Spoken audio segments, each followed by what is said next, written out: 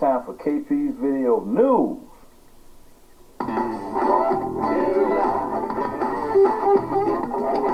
KP Video News, y'all.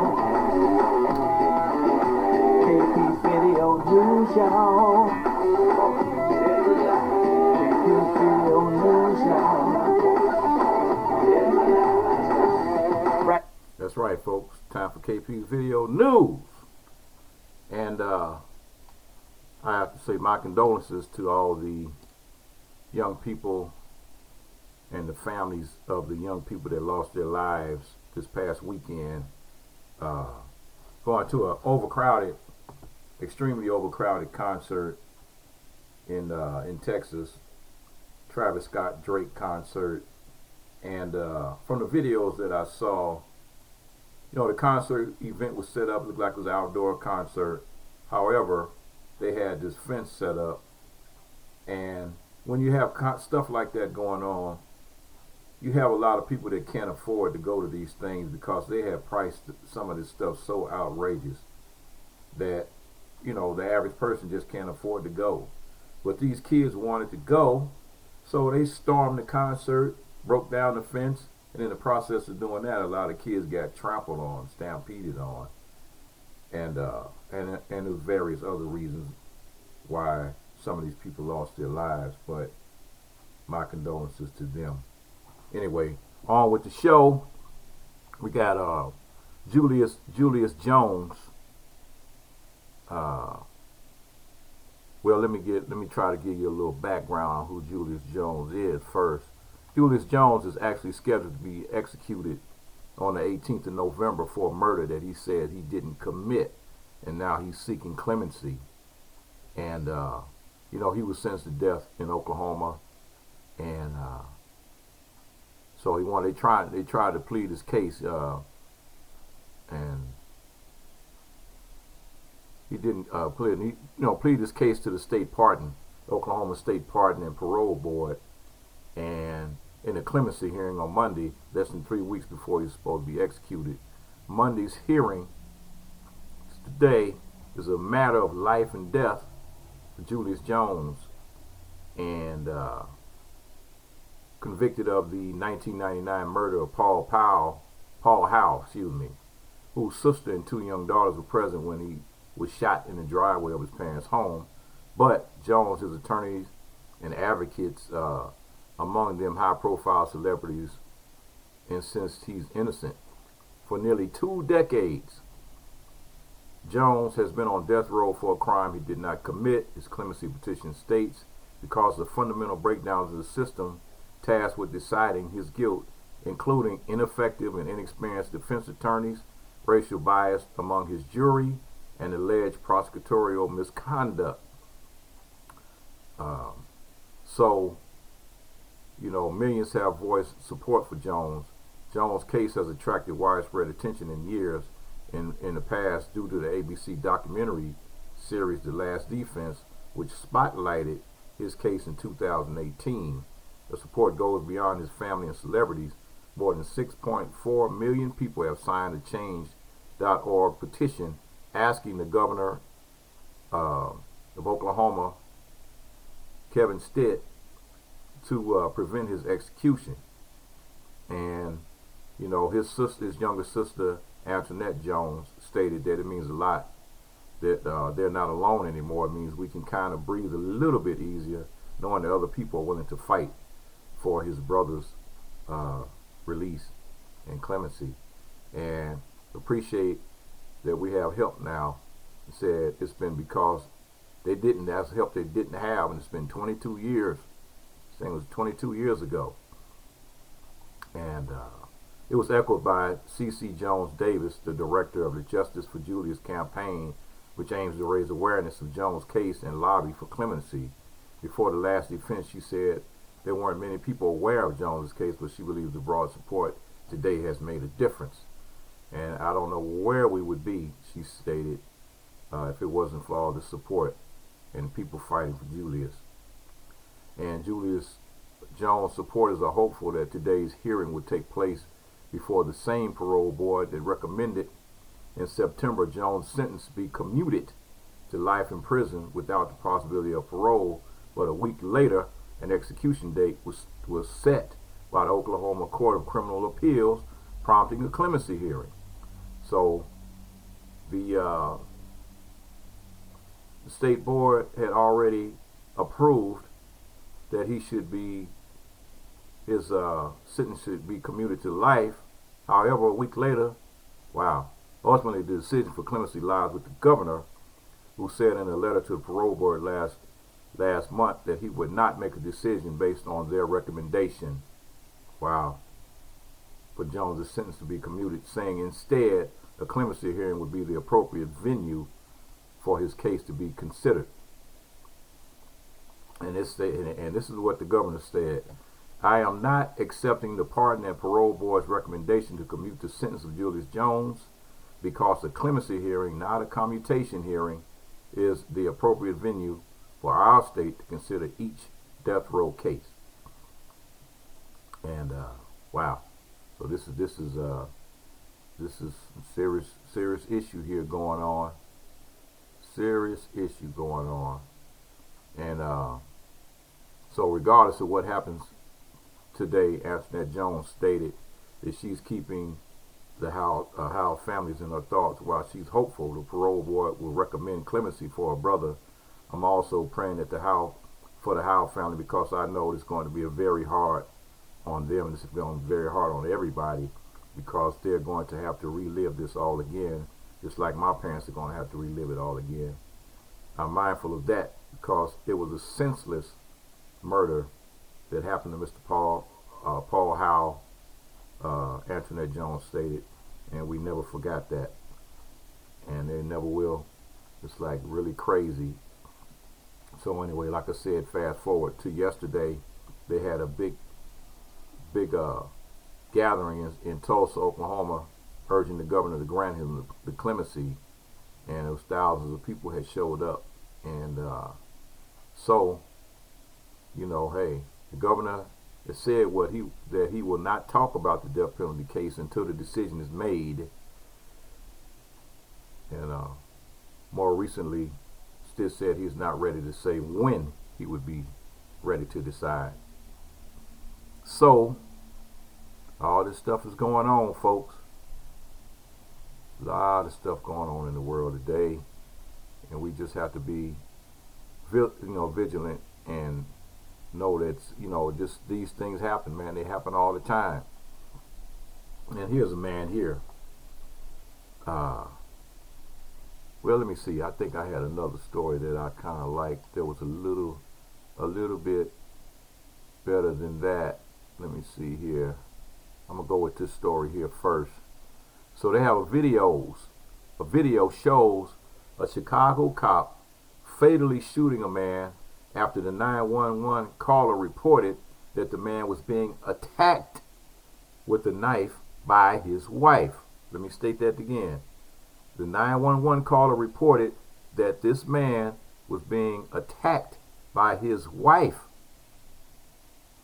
His wife had a knife and was attacking him. And a police oversight agency in Chicago released a body-worn camera video showing officer shooting 61-year-old Michael Craig after the 911 caller reported Craig was being attacked with a knife by his wife. Michael Craig was desperate for help from police in the early morning hours of October 4th, the day he was shot dead by a Chicago Police Department. And Wednesday, after Chicago Police Oversight Agency released its files on the shooting, Jenkins said there were ample evidence that Craig himself had called police and would then turn around and was the victim of the cop shooting. Not long after he woke, the 61-year-old Craig called 911 and said his wife was holding a knife to his throat as he laid in bed, apparently as his 7-year-old son looked on, according to the statement released, and said, "I need police over here. My wife's got a knife on my neck on the bed. Are there any officers coming?" Craig asked. "She's got a knife up to my neck and I can't move. If I move, she'll kill me. I've got the front door open. Tell officers the door is open. My kid is opening the door," Craig said before directing his son, "Go downstairs so you can let the police in." Go, do like I said, go downstairs. But the first officer arrived and shot Craig twice within seconds of entering the apartment. Everything my father told them, everything he cried out for, they ignored, Jenkins said, and they shot him they shot him down and they let him die like a dog. The neighbor awakened by Craig's 7-year-old son also called 911 that morning and reported that Craig was being threatened by his wife.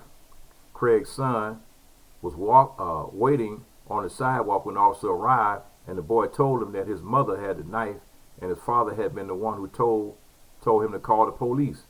As he approached the door with his taser drawn, the officer called out to the people inside the apartment, and Craig shouted back, "She's got a butcher knife to my neck." Then there's a scream from inside the apartment, and the officer switches the taser to his left hand and draws his pistol. In an instant after crossing the threshold, he fires both weapons at Craig as he and his wife dart across a narrow, half-dark hallway. Stepping closer as Craig and his wife both lay on the floor, the officer fires a second shot at Craig as the man tries to sit up. Every bit of evidence police had on the way to the scene, the statements of Craig himself, pointed to him being the victim, but he fires those shots with no hesitation, said Michael Oppenheimer, the attorney for Craig's family. And moments later, a second officer standing behind the officer who shot Craig asked, "Who had the knife?" The officer replied, "He did. He was poking her with it." He was stabbing her with it, the officer said. He was stabbing her with it, the officer asked. The officer repeatedly asked the woman where she was cut or if she was hurt, but she gives no response. Oppenheimer and Craig's family reviewed the video with the Chicago Police Department staff on Tuesday.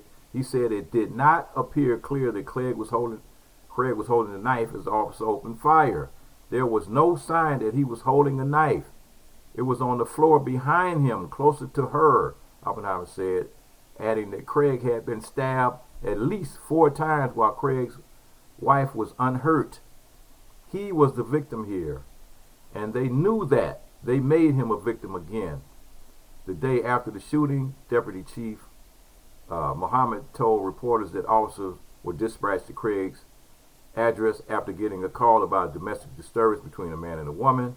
The officers observed a domestic altercation coming from within, Muhammad said. The responding officer discharged his service weapon, striking an individual. Fire department officials later confirmed that Craig had died and his wife had been taken to the hospital. Oppenheimer and Craig's wife is hospitalized for mental illness issues, and the 7-year-old son is now living with relatives. Craig's wife not among the family members present to watch the video. Craig and his wife had been married for 10 years, and neighbors said the police had come to the apartment because of loud fights many times over the years.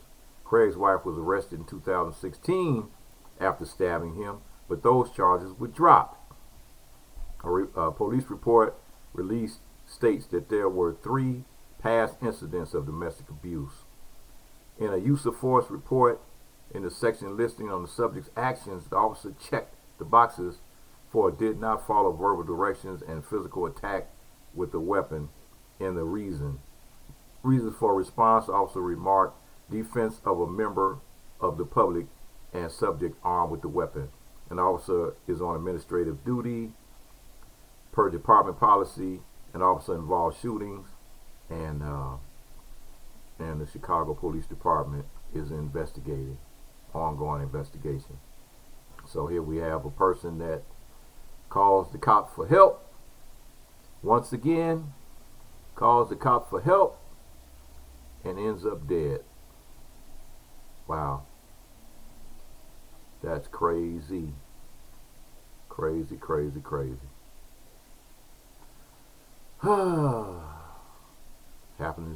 This stuff is happening way too much, man. Guys are just overzealous, and they can't wait. It's like they just can't wait to pull the trigger and pull a black man, shoot a black man. They just can't wait, man. It's, so here's the story here. Last month, two attorneys summoned reporters to the steps of the Beverly Hills City Hall to make a disturbing accusation.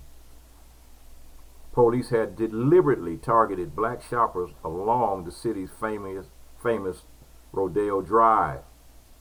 The proof, they said, was in the numbers. A special team of officers assigned last fall to patrol the shopping corridor arrested dozens of people for minor infractions such as jaywalking or riding scooters on the sidewalk, and all but one of them were black. They labeled it brazen, illegal racial profiling.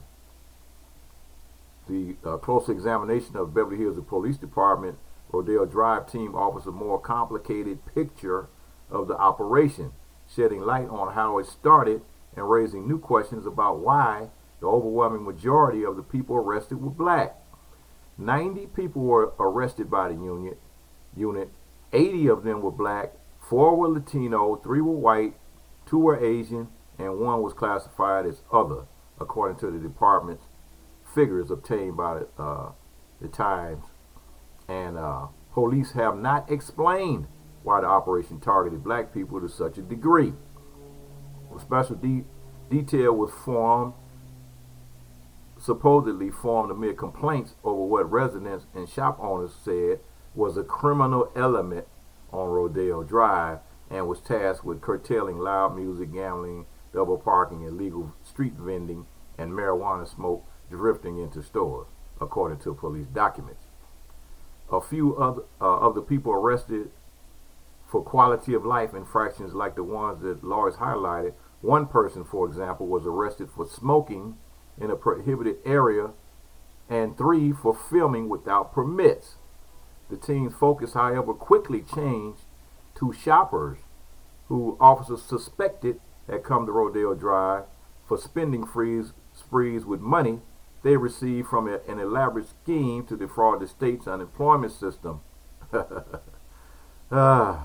59 people were arrested on suspicion of ID theft, which, depending on the amount of money involved, can be charged as a felony or a misdemeanor. The unit also made 36 arrests on suspicion of conspiracy, a felony charge, and 12 arrests on suspicion of carrying a concealed firearm. Arrest records show some people were arrested on suspicion of more than one offense. All in all, the Rodeo Drive team and other officers arrested 107 people on suspicion of involvement in an unemployed fraud scam. Of those, he said he was aware of at least 10 who were charged with crimes by prosecutors in the LA District Attorney's Office. In some cases, are still being investigated. Out of 107, 10 people were charged. It's unclear why so many people were arrested and not charged. Bradley Gage, the Los Angeles attorney, who along with civil rights lawyer Ben Crump had filed lawsuits on behalf of 2 people arrested, said the department's arrest figures underscore his belief that Beverly Hills police had discriminated against black people. In fact, I think it strengthens it, he said, noting that the allegations in the lawsuit were based on information from retired Beverly Hills police officers rather than figures from the department, even going by their numbers. So out of 90 arrests are black, that's ridiculous. You have to purposely be targeting black people to begin with. Yep, telling you, man, it's crazy, man. Crazy. Crazy, crazy, crazy. Now here's another crazy story. You got a man shot while showing off a gun to a woman in Chicago at a Whataburger drive-in. And take that back, that wasn't Chicago, it was San Antonio. San Antonio Police Department officers received a call about a shooting at a Whataburger in San Antonio. The officers stated that a pair had been waiting inside the car to drive through when the man was showing off his handgun. Shortly afterward, the woman accidentally shot the man with the gun. Emergency medical services arrived at the location and treated the wounded man before he was taken to the Army Medical Center. He is said to be in stable condition. San Antonio police officers now talking to the woman about the incident, and there have been no arrests. And according to the Gun Violence Archive, a website that collects information about shootings across the United States, the victim was the fourth person within a month to be injured due to an accidental firearm discharge in San Antonio. There had been 18 incidents of an accidental shooting that led to an injury in the city since January 1st, 2021. Wow.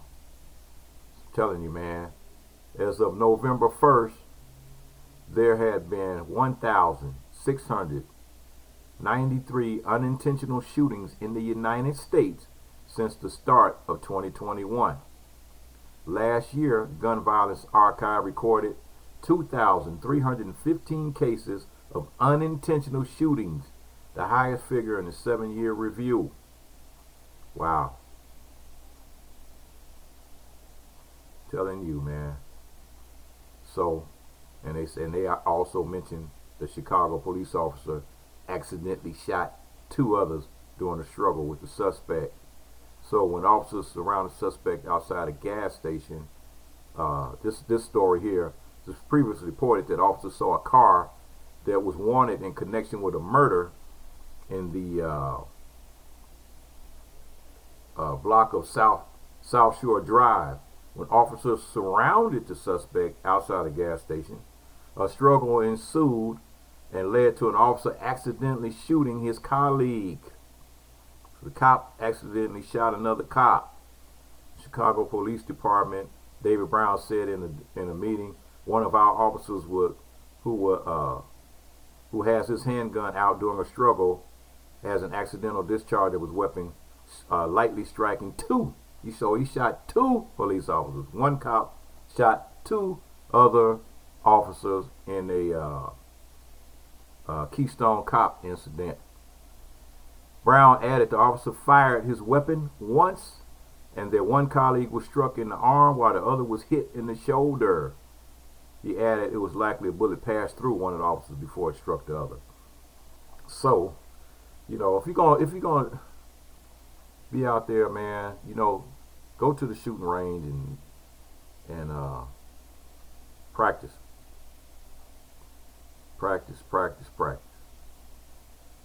So, telling you, man, there's some crazy stuff going on in the world today. All you got to do is just look to the left, to the right, and there it is. There it is, man. You know, there it is. So anyway, like I said, then, you know, back to the Travis Scott thing that I was talking about at the beginning of the interview. They had Houston officials that said they were worried about crowd control before Travis Scott even took the stage.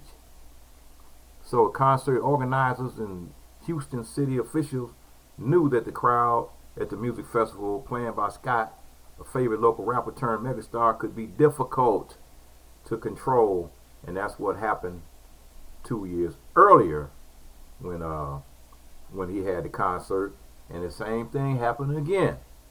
You know, so it's like, it's crazy, man. It's crazy. What you gonna do? Only thing I can say is that the young people gotta understand one thing.